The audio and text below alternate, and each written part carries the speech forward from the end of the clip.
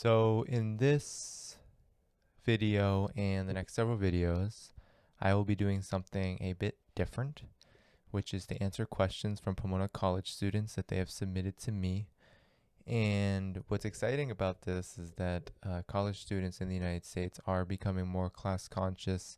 They're becoming more conscious of the injustices of war, racism, and economic exploitation. And I believe that this is a positive development in the trajectory of the United States as well as the rest of the world. And it is my hope that this video can help these college students as well as all young people and all people watching this video learn more about U.S. regime change and imperialism and what it's really all about, not just what we're told in the corporate media or not told in the corporate media in our education system. So the first question is in three parts, and so we're going to discuss imperialism today. We're going to discuss some questions that this student had regarding the differences between imperialism and colonialism, as well as a book they read by Stephen Kinzer, a renowned author who's written a lot about regime change wars.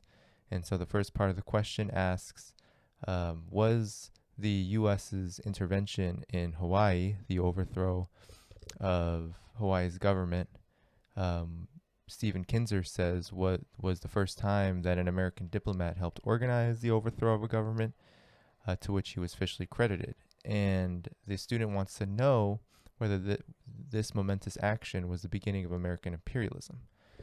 And so I'd say, the overthrow of the Hawaiian government, the indigenous society that existed there, was a very long process, nearly a century.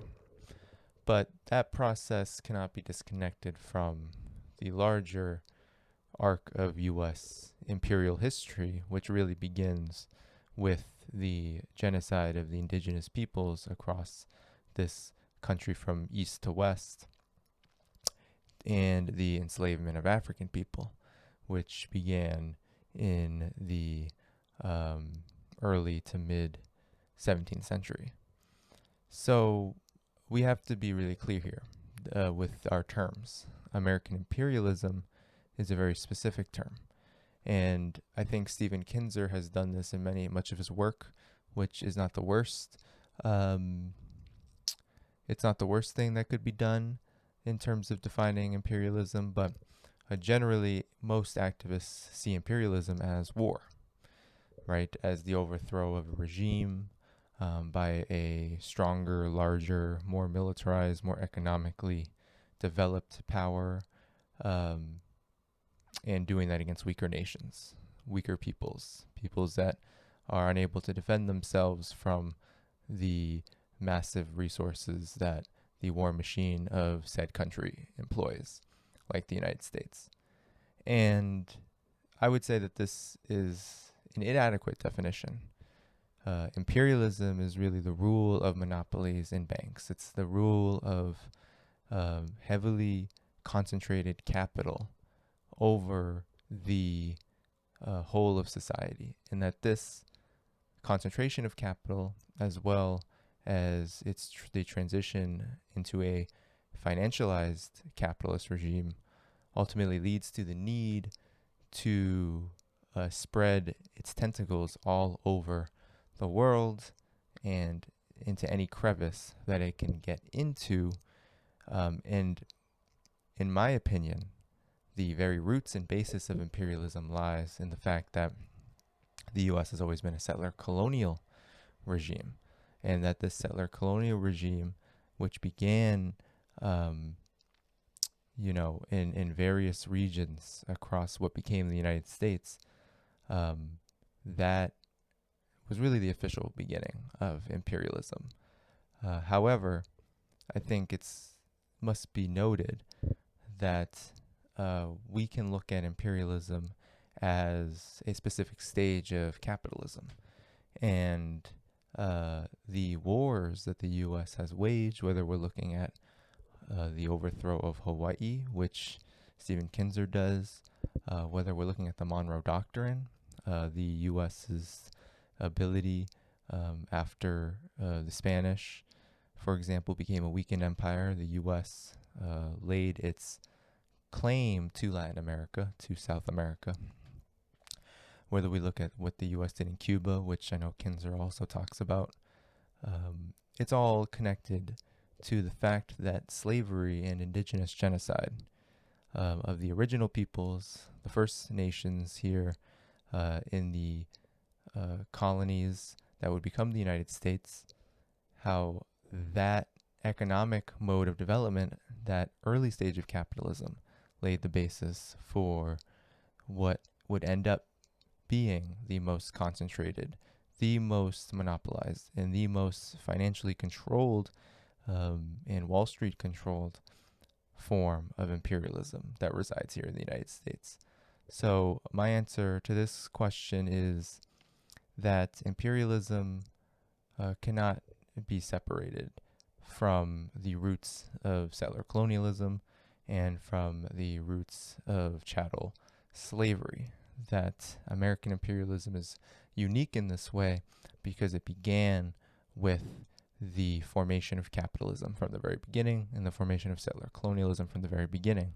Whereas if you look at the history of the United Kingdom, what used to be called Great Britain, when you look at the history of France, etc., all of these countries went through various stages from, early modes of private property all the way into feudalism, and then the capitalism, and then imperialism. So Kinzer talks a lot about wars, and he does a very good job talking about wars, but wars are just a component of imperialism, and we have to talk about how the United States has always been rooted in a particular kind of logic, social organization, and mode of economic development that predisposed it and made it inevitable that it would develop into an imperialist power. The second part of this question is the difference between imperialism and colonialism, which is very related to what I was talking about and how they're similar. Can imperialism ever be a more dominant force than colonialism? Well, I would say again that there is, I think, a difference in degree and in the stage of development when we talk about colonialism and imperialism. Colonialism is a very early form of capitalism. It's based upon the looting, the expropriation, and the genocide of a particular people, of the conquest of a particular land in order to build on a burgeoning capitalist powers, wealth and power abroad. And the earliest forms of colonialism actually began under feudal regimes. We see, like in Spain, for example, the voyage by Christopher Columbus, while for sure he was looking for profits and he was exported to do so, to look and search for wealth, he ultimately was backed by a semi-capitalist, a mainly feudal monarchy. And so I think what's important here is that we always have to look at the historical context. The difference for me when it comes to imperialism and colonialism is that imperialism is a higher stage of colonialism, of capitalism. It includes all of the component parts, that they're not disconnected phenomenon, right? Colonialism in the settler colonial arrangement that would become the United States laid the basis for imperialism, right? If there was no expropriation of indigenous land, if there was no enslavement of Africans, if there wasn't such a prosperous trade in black flesh, that there ultimately would be no imperial power. The United States would not have been able to develop the infrastructure that its ruling class required to grow into an international force, a force that could overtake ultimately its competitors and its rivals, which it finally did after World War II, when the other European imperial powers ended up having to cede much of their colonies in much of their wealth and status in the world and become junior partners to the United States and share in the plunder with the United States principally rather than equally.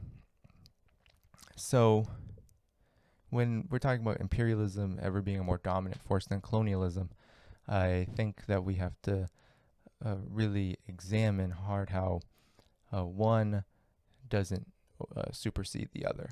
So imperialism and colonialism aren't competing forces. And so in any event,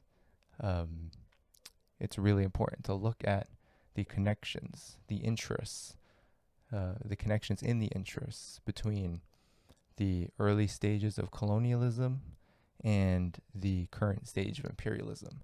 Because if we look at the condition of Native people today, if we look at the condition of Black people today in the United States, if we look at the condition of much of the planet because of imperialism, we can see how the roots of colonialism, how the colonial arrangement still exists, right? The dehumanization of peoples all over the world, of Black people, of Native people, of Latinos, etc. That is a colonial logic that feeds imperialism. And imperialism, the monopolies, the banks, the control that they have over society is ultimately aided by the colonial arrangement. And so we have to look at it, I think, like that. The last part of this question asks, how are imperialism and colonialism affected by capitalism? And would they exist without capitalism, and are they a product of capitalism? Well, I'll say that colonialism definitely grew because of the forces that were unleashed by the nascent capitalist arrangement in Europe and then what would become the United States.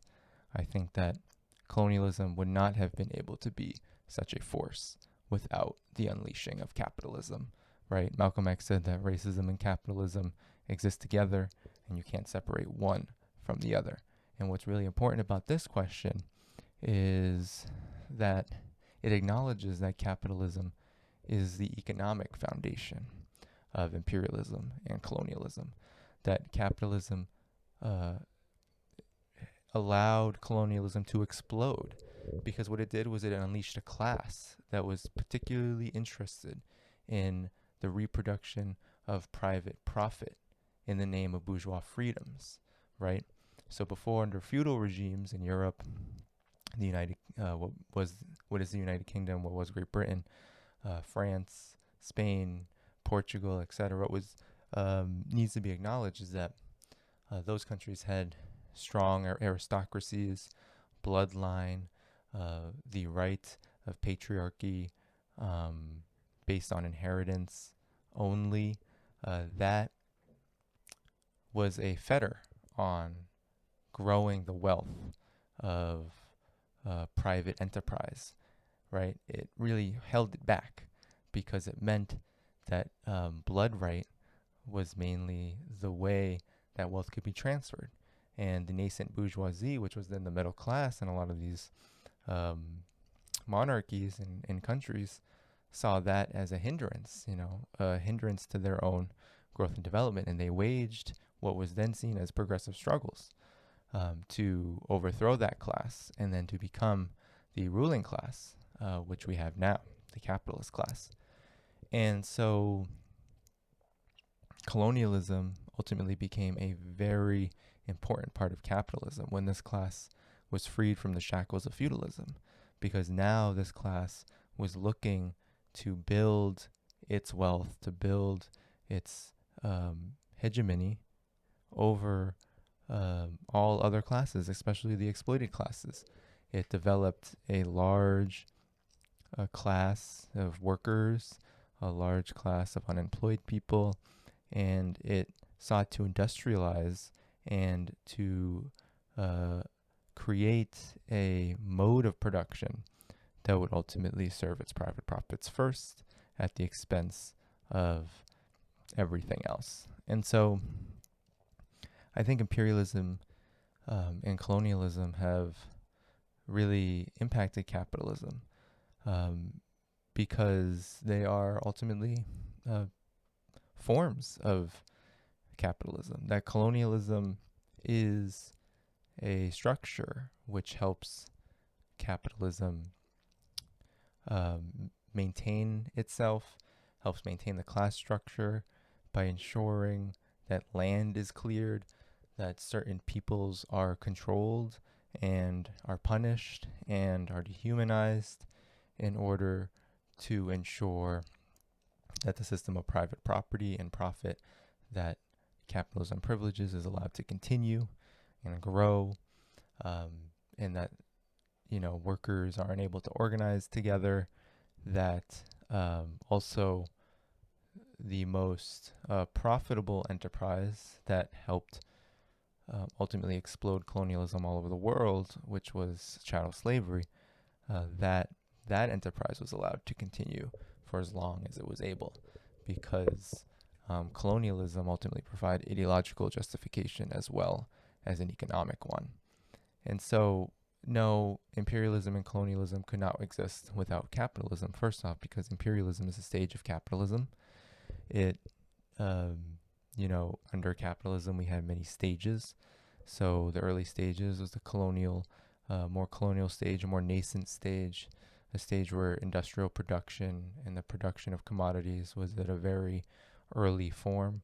And then you had the industrial stage where home markets, right? The wiping away of indigenous people, the maximization of profits from slavery, the super exploitation of workers allowed capitalists to build a huge industrial base in their so-called home countries, in their so-called colonial satellites, and then that gave them the military as well as the economic firepower to ultimately expand that system around the world, right? It gave them the resources and it gave them the infrastructure necessary to then look outward and see that ultimately profits could be had, and a larger share of the world market would allow capitalists to achieve their lifelong wish, which is to maximize their profits. So in the end, yes, imperialism is a part of capitalism. Colonialism isn't necessarily a part of capitalism. However, it certainly wouldn't have been able to take such a nefarious and such a important form around the world as it does today without the unleashing of the capitalist class and all of the ideological and material contradictions that capitalist class is so invested in order to reproduce itself and reproduce its profit system. And so in the end, we're in this COVID-19 moment, and I think it's important to study these questions. And I think what's really important now is we see trillions of dollars being handed literally to the imperialists, the finance capitalists who are hurting from COVID-19. It's really important to understand that things like colonialism and imperialism and capitalism still exist. They're still very interconnected. We shouldn't say necessarily, as some on the left may, that colonialism is somehow marginal when we still have indigenous people here in the United States living in concentration camps. We still have indigenous peoples in Mexico being terrorized by a U.S.-backed regime, or what was a U.S.-backed regime there. All over Latin America, the United States has wreaked havoc and terror, first and foremost on indigenous people. And we see that the colonial regime, which spurred chattel slavery, still has a long afterlife and legacy and consequence for Black people here in the United States. And all of that is really coming to bear with the COVID-19 crisis. And here in New York State, for example, prisoners have been forced to produce or package and distribute hand sanitizer when we see all the price gouging happening that private corporations are employing in order to keep us embedded and indebted to fueling their profits.